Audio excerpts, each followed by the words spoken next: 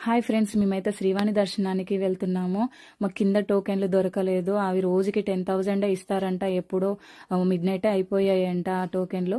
ఇంకా మేమైతే నడుచుకుంటూ వచ్చేసరికి 4 to 4:30 అవుతుంది. అప్పటికి శ్రీవాణి టికెట్లు కూడా ఉంటాయో లేదో అని భయంగా ఉండే. కానీ దేవుడి దయ వల్ల మాకు శ్రీవాణి టికెట్లు అయితే దొరికాయి. ఇంకా మా వారికి ఇంటి నుంచే అంటున్నారు శ్రీవాణి దర్శనం చేసుకుందామా అని. అందుకేనేమో మాకు టోకెన్లు దొరకలేదు. మా ఆయన కోరిక అయితే నెరవేరింది. శ్రీవాణి టికెట్లు అయితే 3 తీసేసుకొని, ఇంకా పిల్లలకి 12 years అబో ఉంటేనే టికెట్ అవసరము. 12 years బిలో ఉన్న వాళ్ళకి టికెట్ అవసరం లేదు.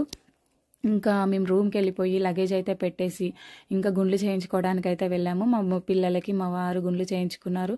మేమైతే 5 కత్తెరలు ఇచ్చేసి రూమ్కి వెళ్ళి స్నానాలు చేసుకొని తినేసి హ్యాపీగా రెస్ట్ తీసుకున్నాము. నైట్ మాకు మార్నింగ్ 8:30కి వచ్చింది దర్శనము. మాకు దర్శనం ఎంత టైం పట్టింది, ఎన్ని అవర్స్ పట్టింది అనేది మరో వీడియోలో చెప్తాను. ఈ వీడియో నచ్చినట్లయితే లైక్ చేయండి ఫ్రెండ్స్. ఓకే, మరి ఉంటాను.